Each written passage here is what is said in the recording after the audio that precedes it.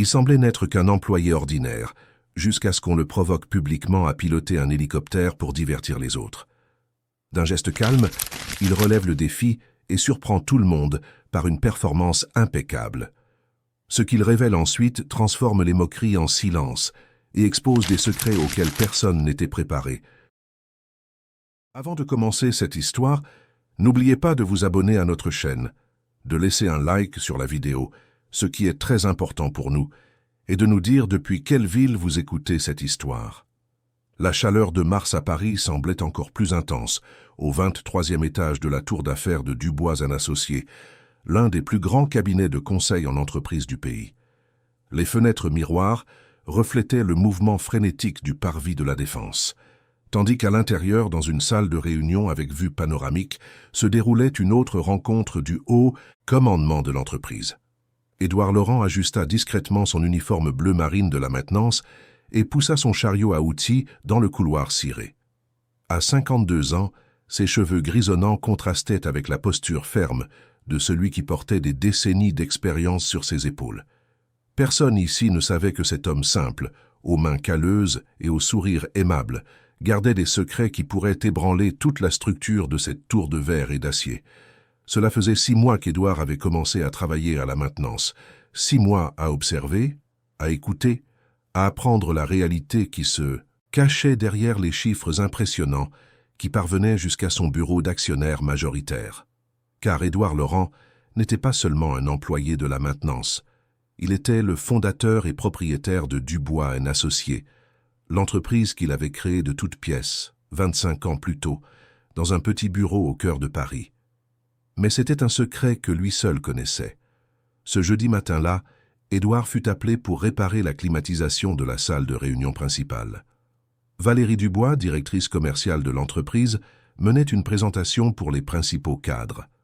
À 38 ans, Valérie était connue pour sa froideur calculatrice et pour les résultats impressionnants qu'elle livrait trimestre après trimestre. Mince, toujours impeccablement vêtue de tailleur de créateur, elle possédait un regard perçant qui semblait transpercer quiconque osait remettre en question ses décisions. Tandis qu'Édouard travaillait silencieusement dans un coin de la salle, cherchant la panne dans le système de refroidissement, il ne put s'empêcher d'écouter la conversation qui se déroulait autour de la table en acajou poli. Valérie parlait des chiffres du dernier trimestre, gesticulant avec une précision militaire, tout en pointant les graphiques projetés sur le mur. « Messieurs, nous avons réussi à dépasser notre objectif de croissance de 18%, annonça-t-elle avec un sourire qui n'atteignait pas ses yeux. Notre secteur des ventes aux entreprises a battu tous les records historiques de la société. Robert Chevalier, directeur financier, un homme chauve aux lunettes dorées, applaudit discrètement.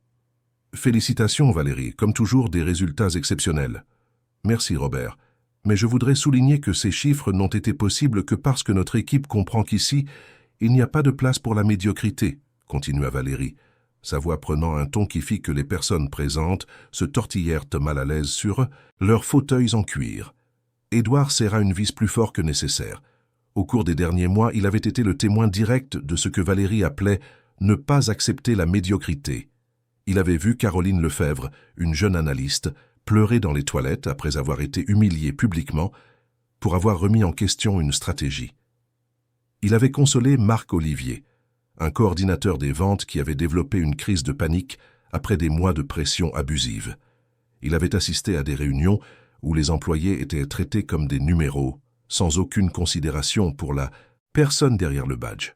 « En parlant de médiocrité, dit Valérie, sa voix montant d'un ton, il semble que notre équipe de maintenance ait du mal à réparer un simple climatiseur. » Édouard sentit tous les regards de la salle se tourner vers lui. Il respira profondément et continua son travail, feignant de ne pas avoir entendu le commentaire. Mais Valérie n'était pas disposée à laisser passer cela. « Hé, vous !» dit-elle en claquant des mains, comme si elle appelait un chien. « Combien de temps allez-vous encore prendre? Cette réunion est importante et nous ne pouvons pas perdre de temps avec l'incompétence. » Édouard se leva lentement, s'essuyant les mains sur le chiffon qu'il portait dans sa poche. Son regard croisa celui de Valérie avec une sérénité qui la déconcerta un instant. « Je vous prie de m'excuser pour le retard, madame. Le problème est plus complexe qu'il n'y paraissait au départ. J'ai besoin de quelques minutes de plus. répondit-il, sa voix calme contrastant avec la tension qui commençait à s'installer dans la pièce. Valérie laissa échapper un rire sec. Plus complexe, c'est un climatiseur, pas un réacteur nucléaire. Elle regarda autour de la table, cherchant la complicité dans les rires des cadres présents. « Messieurs, regardez-moi ça. Même pour réparer une simple machine, nous avons besoin d'un spécialiste de la NASA. » Quelques rires gênés résonnèrent dans la salle. Édouard sentit l'humiliation familière dont il avait été témoin tant d'autres fois au cours des derniers mois, mais cette fois dirigée contre lui. Charles Martin, directeur des ressources humaines, s'agita mal à l'aise sur sa chaise, mais ne dit rien. Florence Costa, directrice du marketing, baissa les yeux, évitant la confrontation. « Vous savez quoi ?» continua Valérie en se levant de sa chaise et en marchant vers Édouard. « Puisque vous semblez avoir tant de connaissances techniques, que diriez-vous de montrer vos compétences sur quelque chose de vraiment stimulant ?» Édouard resta immobile, les yeux fixés sur elle. « Comment ça, madame ?» « Notre entreprise possède un hélicoptère d'affaires sur l'héliport de l'immeuble, un Bell 407, dernier modèle, équipé de la technologie de navigation la plus moderne, » dit Valérie, sa voix prenant un ton théâtral. « Si vous parvenez à le piloter et à prouver que vous avez une quelconque compétence au-delà de serrer des vis, je vous épouse aujourd'hui même. » Le silence qui suivit fut si dense qu'on aurait pu le couper au couteau. Les cadres autour de la table se regardèrent, ne sachant s'ils devaient rire ou être gênés. Robert Chevalier se racla la gorge nerveusement. Florence Costa écarquilla les yeux. Édouard observa Valérie pendant de longues secondes. Elle était clairement amusée par sa propre provocation, s'attendant à ce qu'il recule, bredouille une excuse ou quitte simplement la salle, humilié. C'était exactement le type de comportement dont il avait été témoin des dizaines de fois au cours des derniers mois. L'utilisation du pouvoir pour rabaisser, humilier et transformer des êtres humains en objets de divertissement. « Et si je n'y arrive pas ?» demanda Édouard, sa voix conservant le même ton serein. Valérie sourit comme un prédateur qui venait de coincer sa proie. « Ah, je suis contente que vous posiez la question. Si vous échouez, vous démissionnez sur le champ devant nous tous, et vous devrez également payer une amende de 1 000 € pour avoir fait perdre du temps à l'entreprise. » La proposition était absurde, cruelle, complètement disproportionnée. Édouard pouvait voir le malaise grandir sur les visages autour de la table. Charles Martin finit par intervenir. « Valérie, c'est un peu exagéré, vous ne trouvez pas? Cet homme ne fait que son travail. »« Charles, » le coupa-t-elle d'un regard glacial, « depuis quand vous souciez-vous des employés de la maintenance? Je pensais que votre fonction était de vous occuper des ressources humaines qui comptent vraiment pour l'entreprise. » Charles recula, ravalant les mots qu'il aurait aimé dire. Édouard observa la scène avec un mélange de tristesse et de détermination. C'était la preuve vivante de la corruption de la culture de l'entreprise. La peur dominait même ceux qui étaient censés protéger les employés. « J'accepte le défi, » dit Édouard, sa voix tranchant le silence comme une lame. Tous dans la salle le fixèrent comme s'il venait d'annoncer qu'il allait voler jusqu'à la lune. Valérie cligna des yeux plusieurs fois, ne s'attendant manifestement pas à cette réponse. « Vous acceptez ?» bégaya-t-elle pour la première fois depuis qu'Édouard la connaissait. « Oui, j'accepte de piloter l'hélicoptère, et j'accepte toutes les conditions que vous avez établies, » répondit-il en rangeant ses outils dans le chariot avec des mouvements précis et calmes. Valérie retrouva rapidement son sang-froid, mais Édouard put percevoir une lueur d'incertitude dans ses yeux. « Parfait. Alors allons à l'héliport tout de suite. Je veux que tout le monde voie ça. » En quelques minutes, la nouvelle se répandit dans les étages de l'entreprise comme une traînée de poudre. Assistants, analystes, coordinateurs, managers, tous abandonnèrent leurs bureaux et se dirigèrent vers les fenêtres donnant sur l'héliport. Certains employés plus courageux montèrent sur le toit-terrasse pour assister de près à ce qui promettait d'être un spectacle inédit. Édouard marchait dans le couloir en direction de l'ascenseur menant à l'héliport, suivi par Valérie et les cadres. Il pouvait sentir les regards curieux et inquiets des employés. Beaucoup d'entre eux le connaissaient pour l'avoir côtoyé ces derniers mois, l'homme aimable de la maintenance qui avait toujours un mot amical, qui écoutait leurs problèmes sans jugement, qui traitait tout le monde avec le même respect, quel que soit leur poste. « Monsieur Édouard, » murmura Marine Leroy, une jeune stagiaire qui se tenait près de l'ascenseur, Vous êtes sûr de vous? Madame Dubois n'a pas l'habitude de pardonner à ceux qui la défient. Édouard sourit à la jeune femme, ses yeux transmettant une tranquillité qui la surprit. Ne vous inquiétez pas, Marine. Parfois, il faut rappeler aux gens que tout le monde mérite le respect. Lorsque les portes de l'ascenseur se fermèrent, Valérie ne put retenir un commentaire venimeux. Nous espérons que vous avez réglé vos affaires personnelles, parce qu'après ce matin, vous serez au chômage et endetté. Édouard ne répondit pas. Il se contenta d'observer les chiffres sur l'écran de l'ascenseur monter. 20, 21, 22, 23, 24, 25. À chaque étage, il se rapprochait du moment qui changerait à jamais la vie de toutes ces personnes, y compris la sienne.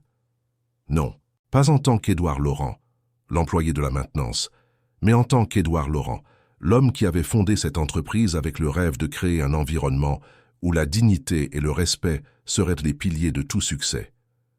Les portes s'ouvrirent avec un léger bruit électronique révélant l'héliport baigné par la lumière du soleil de Mars. L'hélicoptère Bell 407 attendait au centre de la plateforme, ses surfaces métalliques brillant comme un joyau précieux. En quelques instants, des dizaines d'employés se rassemblèrent autour de la zone de sécurité, téléphones à la main, des murmures nerveux résonnant dans l'air. Édouard respira profondément. Le moment de vérité était arrivé. L'héliport de l'immeuble Dubois & Associés n'avait jamais reçu autant d'attention que ce matin de mars. Des employés de tous les secteurs s'agglutinaient dans les zones autorisées, certains encore incrédules face à ce qu'ils s'apprêtaient à voir. Le brouhaha des conversations nerveuses se mêlait au bruit de la circulation 25 étages plus bas, créant une symphonie urbaine d'attente et de tension. Édouard marchait vers le Bell 407 d'un pas ferme et mesuré. Ses yeux parcoururent à l'aéronef avec la familiarité de celui qui connaissait chaque vis, chaque système, chaque détail technique de cette machine. Après tout, c'était lui-même qui avait autorisé l'achat de l'hélicoptère 3 ans plus tôt, lorsque les affaires de l'entreprise avaient commencé à s'étendre à d'autres régions du pays. Valérie Dubois suivait Édouard à quelques mètres, son visage affichant un mélange d'amusement et d'irritation. Elle ne s'attendait pas à ce qu'un simple employé de la maintenance ait le courage d'accepter son défi, et maintenant, elle se voyait obligée de mener à bien une situation qu'elle n'avait créée que pour humilier quelqu'un qu'elle considérait comme inférieur. « Avant que vous ne vous ridiculisiez devant tout le monde, » dit Valérie en rejoignant Édouard près de l'aéronef, « il est encore temps de renoncer. Je peux être généreuse et oublier cet épisode, à condition que vous reconnaissiez publiquement que vous avez agi de manière inappropriée. » Édouard s'arrêta et se tourna pour lui faire face. Autour d'eux, des dizaines d'employés observèrent la scène dans un silence respectueux, comme les spectateurs d'un drame sur le point de se dérouler sous leurs yeux. Ils pouvaient voir sur les visages familiers une préoccupation sincère. Marine Leroy, la jeune stagiaire, se mordait nerveusement la lèvre. Charles Martin, le directeur des ressources humaines, semblait vouloir intervenir, mais restait paralysé par sa propre lâcheté institutionnelle.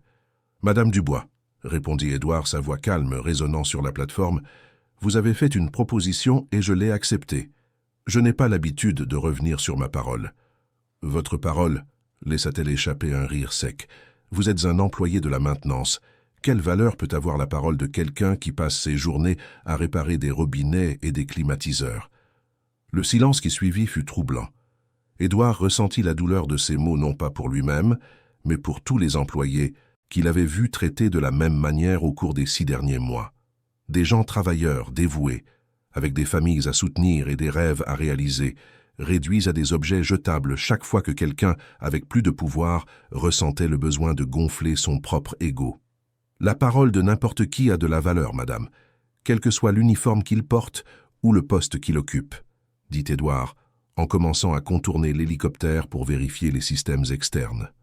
Robert Chevalier, le directeur financier, s'approcha de Valérie et lui murmura quelque chose à l'oreille. Elle acquiesça avec impatience et haussa le ton. « Très bien, puisque vous insistez pour vous couvrir de honte, établissons clairement les règles. Vous devez démarrer l'hélicoptère, le faire décoller, faire un tour autour de l'immeuble et atterrir de nouveau ici. Si vous y parvenez, en plus du mariage symbolique que j'ai promis, vous recevrez une prime de 10 000 €.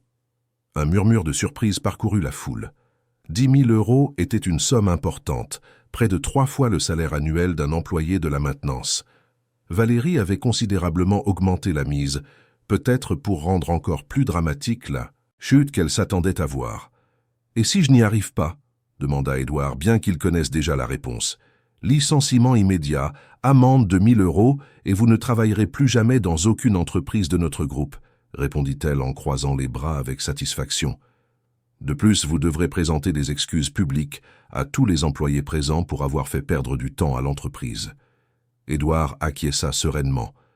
« J'accepte toutes les conditions. » Il ouvrit la porte de l'hélicoptère et monta dans la cabine avec une agilité qui surprit même Valérie. À l'intérieur de l'aéronef, Édouard ressentit une familiarité réconfortante. Il avait appris à piloter des hélicoptères dans sa jeunesse lorsqu'il travaillait pour une entreprise de tourisme écologique en Auvergne-Rhône-Alpes, bien avant de fonder sa propre société. Au fil des ans, il avait maintenu sa licence de pilote à jour, volant régulièrement les week-ends et les jours fériés. Ses doigts parcoururent les commandes avec une précision automatique. Il vérifia les instruments de navigation, testa les pédales, ajusta les rétroviseurs. Chaque mouvement était exécuté avec la confiance de celui qui possédait plus de 15 ans d'expérience en aviation. En bas, la foule observait, en silence. Certains employés plus jeunes filmaient discrètement avec leur téléphone, d'autres assistaient simplement à ce qui promettait d'être un moment historique dans l'entreprise. Florence Costa, la directrice du marketing, discutait nerveusement avec 2 assistantes. Charles Martin vérifiait sa montre à plusieurs reprises, comme s'il attendait que quelqu'un de la haute direction apparaisse pour interrompre cette situation insolite. Édouard actionna le système de démarrage. Le moteur du Bell 407 prit vie avec un rugissement doux et familier. Les pales commencèrent à tourner lentement, gagnant progressivement en vitesse. Le son caractéristique de l'hélicoptère en fonctionnement emplit l'héliport et certains employés reculèrent, instinctivement d'un pas. Valérie Dubois ressentit la première lueur de doute. Elle s'était attendue à ce qu'Édouard bredouille une excuse, invoque des problèmes de santé ou avoue simplement son incapacité. Mais il était là, opérant cette machine complexe, comme s'il était un pilote professionnel. Édouard vérifia tous les systèmes une dernière fois. Pression d'huile, température du moteur, instruments de navigation, carburant. Tout était en ordre. Il regarda par la fenêtre de la cabine et fit un signe de tête discret à la foule, un geste simple qui fut interprété de différentes manières par chaque spectateur. Pour certains, cela ressemblait à un adieu, pour d'autres, à un salut confiant. Lentement, l'hélicoptère commença à s'élever, le train d'atterrissage quitta la plateforme en douceur et l'aéronef prit de l'altitude de manière contrôlée et précise. Édouard maintenait le Bell 407 stable dans les airs, démontrant une maîtrise technique qui fit retenir leur souffle aux observateurs. Valérie Dubois était blême. Ses yeux suivaient chaque mouvement de l'aéronef, tandis que son cerveau tentait de traiter ce qu'elle voyait. Cet homme qu'elle avait traité comme un être inférieur, qu'elle avait humilié publiquement quelques minutes plus tôt, pilotait un hélicoptère avec une expertise professionnelle. Édouard emmena l'aéronef dans un vol en douceur autour de l'immeuble. Il survola le quartier de la Défense, offrant aux occupants des autres tours le spectacle inhabituel d'un hélicoptère d'entreprise piloté avec une précision chirurgicale. Il exécuta un virage large et contrôlé, démontrant une connaissance avancée de la navigation aérienne urbaine. Pendant les 8 minutes de vol, l'héliport resta dans un silence absolu. Les employés qui s'étaient rassemblés pour assister à une humiliation étaient témoins de quelque chose de complètement différent.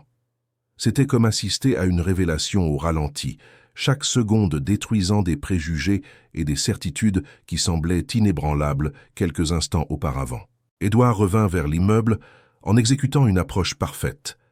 Il réduisit la vitesse progressivement, ajusta l'altitude avec une précision millimétrique et posa le Bell 407 exactement au même endroit d'où il avait décollé.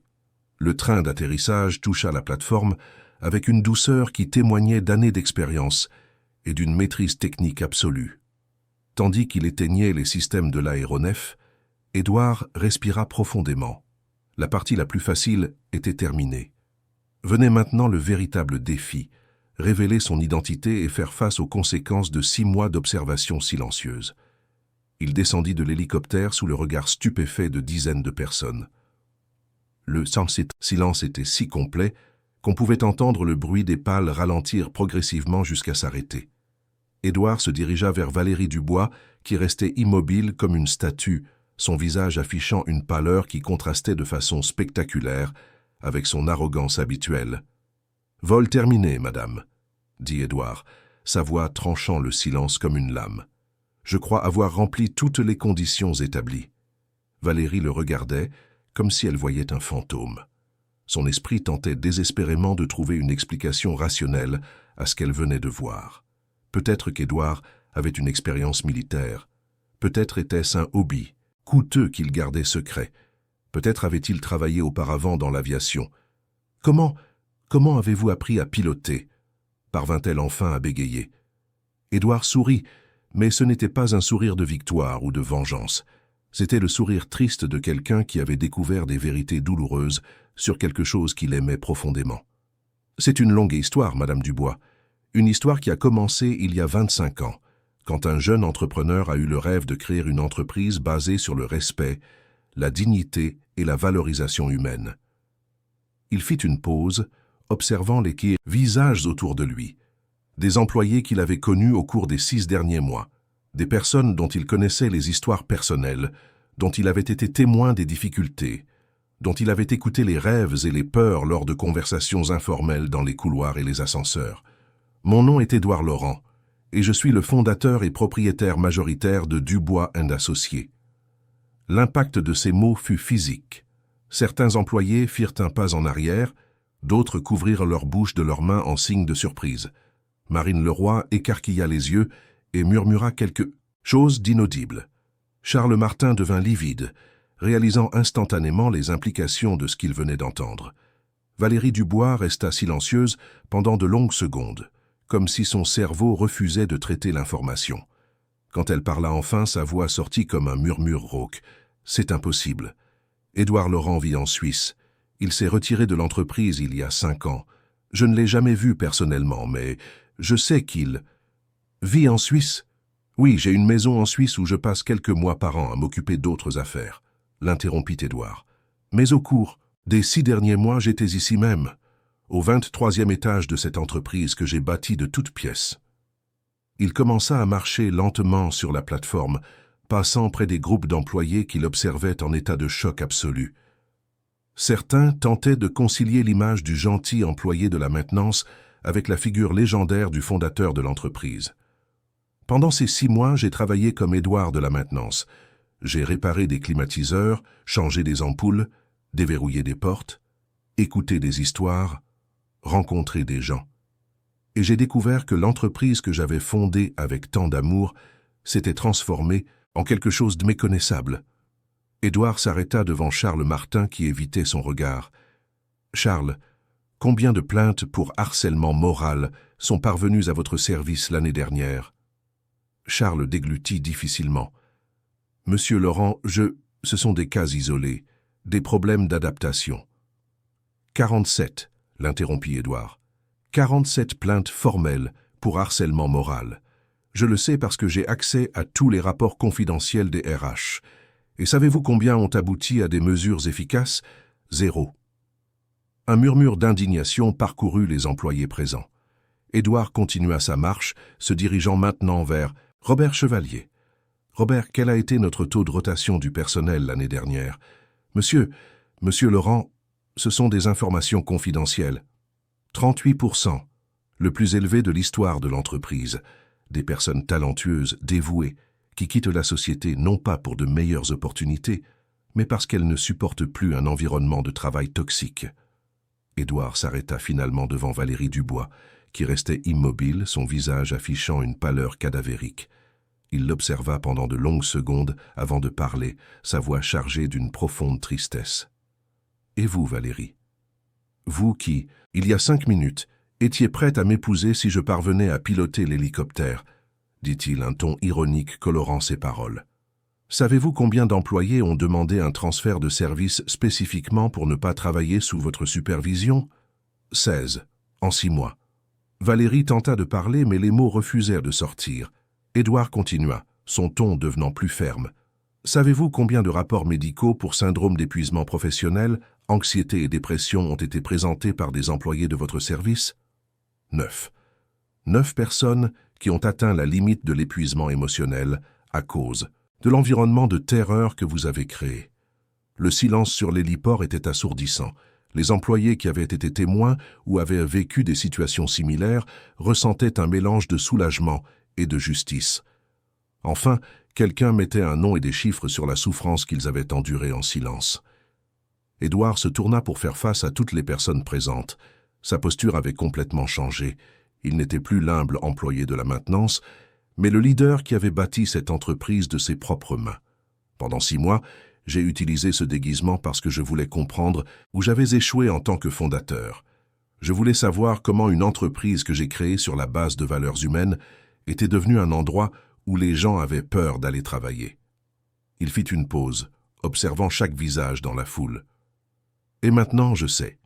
À partir de demain, beaucoup de choses vont changer dans cette entreprise, en commençant par un audit complet de tous les services et une refonte totale de notre culture organisationnelle. Édouard regarda une dernière fois Valérie, qui restait en état de choc. Quant à notre mariage symbolique, Madame Dubois, je crois que des conversations importantes doivent avoir lieu avant toute célébration.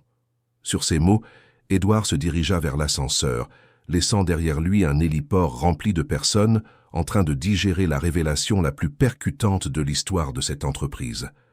La salle de réunion du 25e étage n'avait jamais connu une atmosphère aussi chargée de tension que cet après-midi de mars.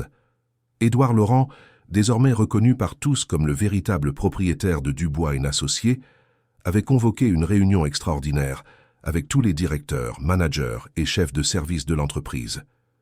Il était 15h30 lorsque les dernières personnes entrèrent dans la salle panoramique. Valérie Dubois occupait une chaise au fond, son visage affichant toujours la pâleur de quelqu'un qui avait subi le plus grand choc de sa vie professionnelle.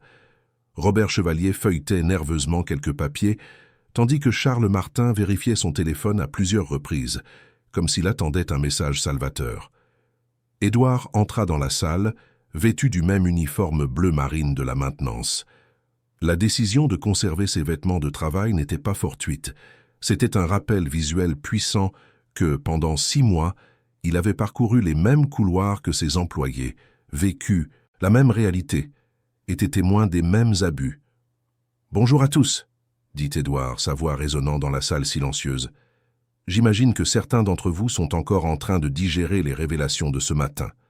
Je peux comprendre le choc, mais je ne peux accepter qu'il soit utilisé comme excuse pour ce que je vais vous présenter maintenant. » Il alluma le projecteur et la première image apparut sur le mur. Un graphique détaillé montrant l'évolution des plaintes pour harcèlement moral dans l'entreprise au cours des 3 dernières années.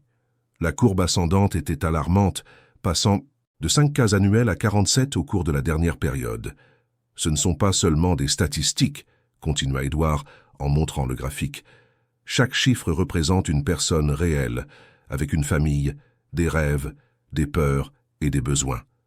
Caroline Lefebvre, par exemple, analyste financière de 26 ans, mère d'une fillette de 4 ans, a développé une crise de panique après avoir été humiliée publiquement pour avoir remis en question une stratégie inappropriée lors d'une réunion.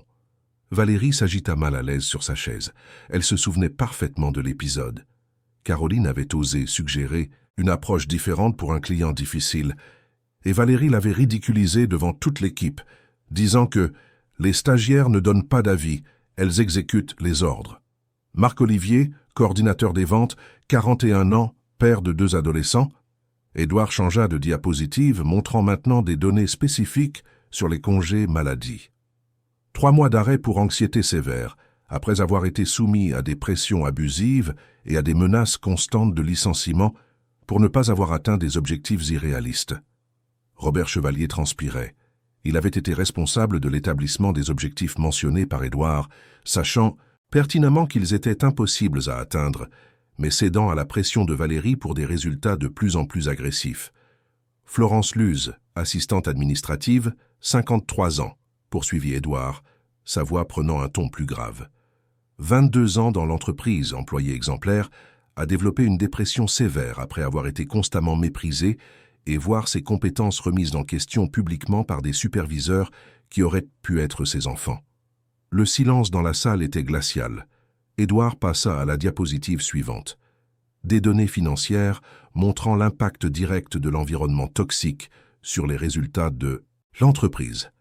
Vous pensez que toute cette cruauté a au moins apporté des avantages financiers ? Demanda Édouard, sa voix chargée d'une ironie amère. Notre productivité a chuté de 16% l'année dernière. Le temps moyen pour achever les projets a augmenté de 23%. La satisfaction des clients a diminué de 12%. Charles Martin tenta d'intervenir. Monsieur Laurent, ces chiffres peuvent avoir plusieurs causes. Le marché est plus compétitif. Nous avons eu des défis économiques. Charles, l'interrompit fermement Édouard, au cours des 6 derniers mois, j'ai travaillé aux côtés de nos employés. J'ai écouté leurs histoires, été témoin de leurs souffrances, vu comment la peur paralyse la créativité et l'initiative. Ne me sortez pas d'excuses économiques alors que la cause est ici même, dans cette salle. Édouard cliqua à nouveau sur la télécommande. L'écran affichait maintenant des transcriptions audio de conversations qu'il avait discrètement enregistrées lors de son enquête. C'était légal, car en tant que propriétaire de l'entreprise, il avait le droit de surveiller les activités internes. Si vous ne pouvez pas travailler sous pression, vous pouvez chercher un autre emploi. Ce n'est pas une crèche pour les employés sensibles. Lut Édouard à voix haute. Ce furent vos mots, Valérie, adressés à Sandra Neveu, notre réceptionniste, lorsqu'elle a demandé 2 jours de congé pour s'occuper de sa mère hospitalisée. Valérie ouvrit la bouche pour se défendre. Mais Édouard continua. Les problèmes personnels restent à la porte de l'entreprise. Ici, vous êtes payé pour produire, pas pour pleurer. Lut-il une autre transcription. Dit à Jules Allègre lorsqu'il a annoncé qu'il devait partir plus tôt pendant 3 jours pour accompagner sa femme à des examens oncologiques. À chaque citation, la gêne dans la salle augmentait. D'autres managers reconnaissaient leurs propres paroles ou des situations similaires dont ils avaient été témoins ou protagonistes. Édouard éteignit le projecteur et se dirigea vers la fenêtre, contemplant la vue sur la Défense. En bas, des milliers de personnes marchaient dans les rues, chacune avec ses propres luttes, ses rêves et sa dignité. Des gens comme ceux qui travaillaient dans son entreprise et qui avaient été réduits à des chiffres sur des feuilles de calcul de productivité. Quand j'ai fondé cette entreprise en 2001, dit Édouard, sans se tourner pour faire face au groupe, mon premier employé fut Antoine Perrin, un homme de 60 ans qui venait de perdre son emploi dans une usine qui avait fermé. Je l'ai embauché comme coursier, mais je l'ai toujours traité comme un partenaire. Édouard se retourna, ses yeux brillants de larmes contenues. Antoine a travaillé ici pendant 15 ans. Il a vu l'entreprise passer de 3 employés à plus de 400. Quand il a pris sa retraite, il m'a dit une phrase que je n'ai jamais oubliée. « Monsieur Édouard, ici je n'ai jamais été traité comme un numéro, j'ai toujours été traité comme une personne. » Il fit une pause, observant chaque visage dans la salle. « Vous savez où est Antoine maintenant? Il est décédé l'année dernière d'un cancer. Et savez-vous quelle a été l'une des dernières choses qu'il m'a dites lorsque je lui ai rendu visite à l'hôpital? Qu'il était triste parce que l'entreprise qu'il avait aidé à construire n'était plus un endroit où les gens étaient traités comme des personnes. » L'émotion dans la voix d'Édouard était palpable. Florence Costa, la directrice du marketing, essuya discrètement une larme. Même certains des cadres les plus endurcis semblaient touchés par l'histoire. « Donc, à partir de maintenant, reprit Édouard sur un ton professionnel, tout en maintenant sa fermeté émotionnelle, des changements fondamentaux vont avoir lieu dans cette entreprise. » Il retourna au projecteur et afficha une diapositive avec des mesures spécifiques. Premièrement, création immédiate d'un comité d'éthique indépendant avec des employés élus démocratiquement par leurs propres collègues. Ce comité aura un pouvoir réel pour enquêter sur les plaintes et appliquer des sanctions. Charles Martin intervint à nouveau. « Monsieur Laurent, cela pourrait créer de l'instabilité dans la structure hiérarchique. »« Charles » l'interrompit Édouard avec un regard perçant. « Vous êtes suspendu de vos fonctions à partir de maintenant. Votre négligence concernant les plaintes de harcèlement a directement contribué à la souffrance de dizaines d'employés. » Un silence choqué s'installa dans la salle. Charles pâlit, mais Édouard continua, implacable. « Deuxièmement, mise en place d'un canal de signalement anonyme, géré par une société externe spécialisée en ressources humaines. Aucune plainte ne sera ignorée ou classée sans suite. » Édouard passa au point suivant. « Troisièmement, audit rétroactif de tous les cas de harcèlement moral des 3 dernières années. » Les employés qui ont subi des abus recevront des indemnités et, s'ils le souhaitent, un suivi psychologique financé par l'entreprise. Valérie trouva enfin le courage de parler. Édouard, Monsieur Laurent, je comprends votre préoccupation, mais peut-être ne comprenez-vous pas les pressions du marché actuel. Les résultats que nous avons livrés... Valérie, l'interrompit Édouard en marchant dans sa direction, vos résultats ont été obtenus par la terreur et l'humiliation. Ce n'est pas du leadership, c'est de la tyrannie. Il s'arrêta devant elle, son regard ferme et déterminé. Vous êtes suspendu indéfiniment. Une commission externe enquêtera sur toutes les plaintes liées à votre gestion. Selon les résultats, des mesures légales pourront être prises. Valérie se leva de sa chaise, son visage affichant maintenant de l'indignation au-delà du choc. Vous ne pouvez pas faire ça. J'ai apporté les meilleurs résultats financiers de l'histoire de l'entreprise. Mon service. Votre service, l'interrompit Édouard, a eu 9 employés en arrêt pour problèmes psychologiques en 6 mois, 16 demandes de transfert, 3 tentatives de suicide qui, heureusement, n'ont pas abouti. Cette dernière information frappa Valérie comme un coup de poing. Elle n'était pas au courant des tentatives de suicide. Édouard continua, sa voix maintenant chargée d'une profonde tristesse. L'une d'elles était Marine Leroy, notre jeune stagiaire, 22 ans, diplômée en administration, rêvant d'une carrière prometteuse. Après avoir été humiliée publiquement par vous à 3 reprises, elle en est arrivée au point d'envisager de mettre fin à ses jours. Valérie se laissa tomber sur sa chaise, le poids de la révélation la frappant de plein fouet. Robert Chevalier et les autres cadres observèrent la scène dans un silence absolu, commençant à comprendre la véritable dimension de ce qui s'était passé dans l'entreprise. Heureusement, poursuivit Édouard, Marine a cherché de l'aide à temps. Elle va bien maintenant, elle reçoit un suivi psychologique, et elle sera promue analyste senior la semaine prochaine, avec un salaire correspondant à sa compétence et à son dévouement. Édouard retourna à l'avant de la salle. 4e point des changements. Mise en place immédiate d'un programme de développement humain pour tous les dirigeants. Les managers qui ne démontreront pas leur capacité à traiter les employés avec dignité seront rétrogradés ou licenciés. Florence Costa leva timidement la main. « Monsieur Laurent, puis-je poser une question ?»« Bien sûr, Florence. Comment avez-vous réussi à travailler sous couverture si longtemps? N'était-ce pas douloureux d'assister à tout cela ?» Édouard sourit tristement. « Ce fut l'expérience la plus douloureuse de ma vie professionnelle, Florence, mais aussi la plus nécessaire. Pendant des années, je recevais des rapports qui peignaient un tableau complètement différent de la réalité. De beaux graphiques, des chiffres positifs, des indicateurs de satisfaction qui ne reflétaient pas la vérité. » Il fit une pause, ses yeux parcourant chaque personne présente. « Ce n'est qu'en étant en bas, en parlant avec les gens dans les couloirs, les ascenseurs, à la cafétéria que j'ai découvert ce qui se passait réellement. Les employés avaient peur de dire la vérité parce qu'ils savaient que cela serait utilisé contre eux. » Édouard reprit la présentation des changements. 5e point. Création d'un fonds spécial pour la reconnaissance et le développement des employés. Nous allons investir dans la formation continue, les cours de spécialisation et les programmes de croissance interne. Robert Chevalier intervint nerveusement. « Monsieur Laurent, cela représentera un investissement important. Il serait peut-être prudent de le mettre en œuvre progressivement. » Robert, le fixa fermement Édouard, pendant des années, vous avez investi dans des hélicoptères, des voitures de luxe, des voyages internationaux et des bonus millionnaires pour les cadres. Maintenant, nous allons investir dans ce qui compte vraiment, les personnes qui font fonctionner cette entreprise.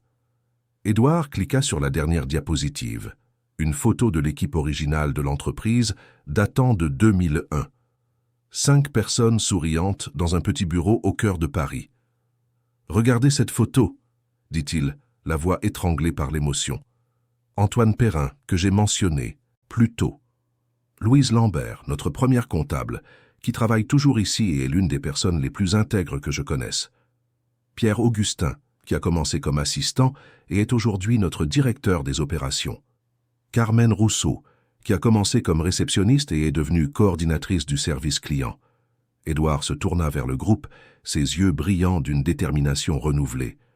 Ces personnes ont bâti cette entreprise sur la base du respect mutuel, de la collaboration et de la dignité humaine. À un moment donné, nous avons perdu ces valeurs. mais nous allons les retrouver. Il éteignit le projecteur et se dirigea vers la porte. La réunion est terminée. Les changements commencent demain. Ceux qui ne s'adapteront pas au nouvel environnement basé sur le respect et la dignité humaine seront invités à chercher d'autres défis professionnels. Avant de sortir, Édouard se tourna une dernière fois vers le groupe. « Ah, et Valérie, dit-il en la regardant droit dans les yeux. À propos de notre mariage symbolique, je crois que vous devez d'abord apprendre ce que signifie traiter les gens avec respect avant d'envisager toute forme d'union, même symbolique. » Sur ces mots, Édouard quitta la salle, laissant derrière lui un groupe de cadres qui commençaient enfin à comprendre l'ampleur des changements à venir. 3 semaines s'étaient écoulées depuis la révélation qui avait changé à jamais l'histoire de Dubois & Associés. La tour de la Défense semblait la même de l'extérieur, mais quiconque entrait dans les étages de l'entreprise percevait immédiatement que quelque chose de fondamental s'était transformé. C'était une matinée ensoleillée d'avril quand Édouard Laurent arpentait les couloirs du 23e étage, désormais vêtu d'un costume simple, mais conservant toujours sa proximité caractéristique avec tous les employés. Ce qui l'impressionnait le plus n'était pas seulement les changements structurels qu'il avait mis en œuvre, mais la transformation de l'environnement humain de l'entreprise. Le premier signe du changement était visible sur les visages des gens. Les employés qui marchaient autrefois dans les couloirs avec des expressions tendues et le regard baissé, discutaient maintenant naturellement, se souriaient, et il y avait une légèreté dans l'air qu'Édouard n'avait pas ressentie depuis des années. Marine Leroy, la jeune femme qui avait failli atteindre la limite extrême du désespoir, occupait maintenant son nouveau bureau d'analyste senior. Ses yeux brillaient à nouveau de la passion pour la carrière qu'elle avait failli perdre. Quand elle vit Édouard passer, elle se leva et s'approcha de lui. « Bonjour, monsieur Laurent, » dit-elle, sa voix chargée d'une gratitude sincère. « Je voulais vous remercier encore une fois pour cette opportunité. Je n'aurais jamais imaginé que... » Édouard sourit chaleureusement. « Marine, vous méritez cette promotion et bien plus encore. Votre talent a toujours été là. Il avait juste besoin d'un environnement où il pouvait s'épanouir. » Il poursuivit sa promenade matinale, observant les transformations qui se multipliaient dans tous les coins. Au service financier, Caroline Lefebvre travaillait avec une confiance renouvelée sur un projet de restructuration des processus, ses idées étant désormais écoutées et valorisées par la nouvelle direction. Marc-Olivier était revenu de son congé maladie la semaine précédente, et Édouard pouvait voir que l'homme était visiblement plus calme, travaillant à un rythme durable avec des objectifs réalistes.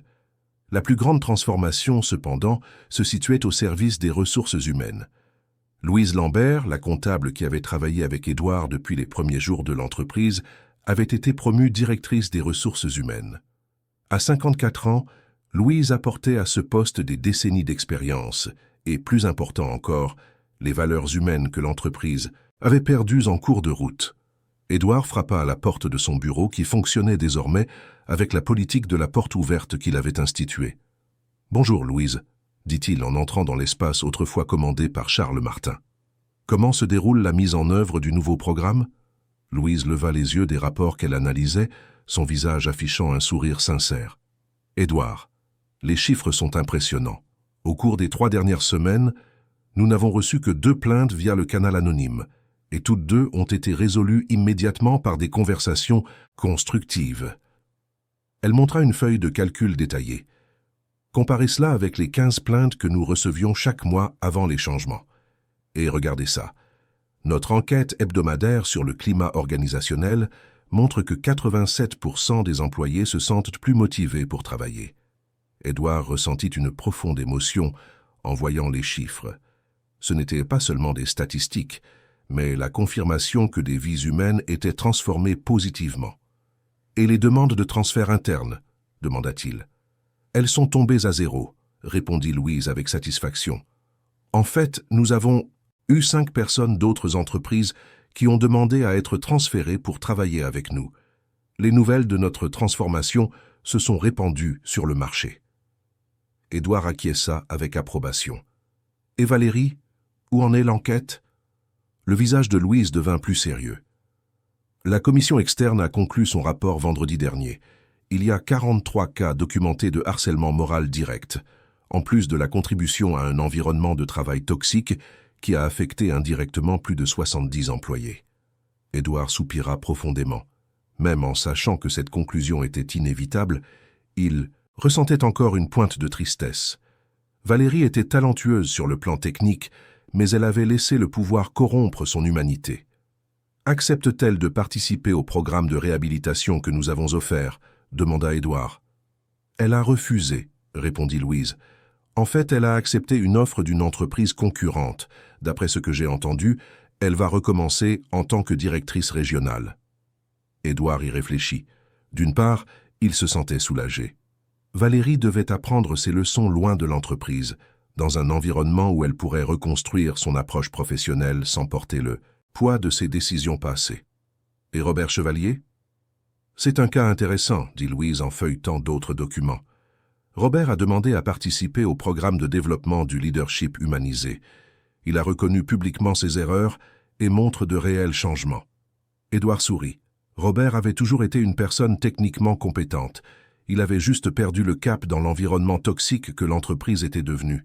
Des gens comme lui méritaient une seconde chance. Après avoir discuté encore quelques minutes avec Louise, Édouard se dirigea vers l'auditorium de l'entreprise. C'était aujourd'hui qu'il avait convoqué une réunion générale avec tous les employés. Pas une réunion pour exiger des comptes ou présenter des résultats, mais un moment de réflexion collective sur le parcours de transformation qu'ils vivaient ensemble. En arrivant à l'auditorium, Édouard fut ému par ce qu'il vit. Près de 400 employés occupèrent des fauteuils, mais l'ambiance était complètement différente des réunions tendues du passé. Il y avait des conversations animées, des rires sincères, des personnes de différents services interagissant naturellement. Pierre-Augustin, le directeur des opérations qui avait grandi dans l'entreprise depuis les premiers jours, s'approcha d'Édouard en coulisses. « Édouard, dit-il en posant la main sur l'épaule de son ami, en 24 ans de travail ici, je n'ai jamais vu le personnel aussi enthousiaste pour une réunion générale. » Édouard sourit en observant l'agitation dans l'auditorium. « Pierre, tu te souviens de nos réunions au début, quand nous n'étions que 5 dans ce petit bureau au centre-ville ? » « Bien sûr que je m'en souviens, » répondit Pierre, les yeux brillants de nostalgie. « On parlait de tout, on planifiait ensemble, chacun connaissait les rêves des autres. »« Exactement, » dit Édouard. « À mesure que l'entreprise grandissait, nous avons perdu cette intimité humaine. Aujourd'hui, je veux essayer de retrouver un peu de cela. » Édouard monta sur scène sous des applaudissements chaleureux. Ce n'étaient pas des applaudissements protocolaires ou forcés, mais des manifestations sincères d'affection et de respect. Il observa le public pendant de longues secondes, reconnaissant des visages familiers, des personnes dont il connaissait maintenant intimement les histoires. « Bonjour à tous, » dit Édouard, sa voix résonnant dans l'auditorium. « Avant de commencer, je veux m'excuser. » Un silence respectueux s'installa dans la salle. Édouard continua, sa voix chargée d'une émotion sincère. « Je m'excuse de m'être trop éloigné de votre réalité, d'avoir fait confiance uniquement aux rapports et aux chiffres, perdant le contact avec ce qui compte vraiment, les personnes qui font exister cette entreprise. » Il fit une pause, observant les visages attentifs dans le public. « Au cours des 6 derniers mois, déguisé en employé de la maintenance, j'ai plus appris sur notre entreprise qu'au cours de toutes les années précédentes. J'ai appris que le succès financier sans dignité humaine est une illusion qui finit toujours par s'effondrer. » Édouard commença à arpenter la scène, maintenant un contact visuel avec différents secteurs du public. J'ai découvert que nous avions des employés qui pleuraient dans les toilettes parce qu'ils étaient humiliés publiquement. J'ai découvert que des personnes talentueuses quittaient l'entreprise non pas pour de meilleures opportunités, mais parce qu'elles ne supportaient plus un environnement de terreur. Quelques personnes dans le public essuyèrent discrètement des larmes. Édouard pouvait voir que ces paroles touchaient profondément les expériences personnelles de nombreux présents. « Mais j'ai aussi découvert quelque chose de merveilleux, » continua-t-il, son ton devenant plus optimiste. « J'ai découvert que vous n'aviez jamais perdu votre humanité, votre capacité à prendre soin les uns des autres, votre dévouement au travail bien fait. J'ai découvert que l'entreprise de mes rêves existait toujours. Elle était juste étouffée par une culture toxique que nous avions laissé s'installer. » Édouard s'arrêta au centre de la scène, faisant face à tout le public. « Au cours des 3 dernières semaines, vous avez prouvé quelque chose que j'ai toujours su. mais que j'avais oublié. Lorsque les gens sont traités avec dignité et respect, ils s'épanouissent. Notre productivité a augmenté de 22%. La qualité de notre service client a atteint des niveaux records. Notre environnement de travail est devenu un endroit où les gens veulent être. Des applaudissements spontanés résonnèrent dans l'auditorium. Édouard attendit qu'il diminue avant de continuer. « Aujourd'hui, je veux partager avec vous une décision importante que j'ai prise, » dit-il, sa voix gagnant en solennité. « À partir de maintenant, 15% des bénéfices annuels de l'entreprise seront alloués à un fonds de bien-être des employés. » Un murmure de surprise parcourut le public. Édouard expliqua les détails. Ce fonds financera des bourses d'études pour les enfants des employés, des programmes de santé préventive pour toute la famille, un soutien psychologique si nécessaire, et un programme de microcrédit pour les employés qui souhaitent entreprendre. Les applaudissements étaient maintenant assourdissants.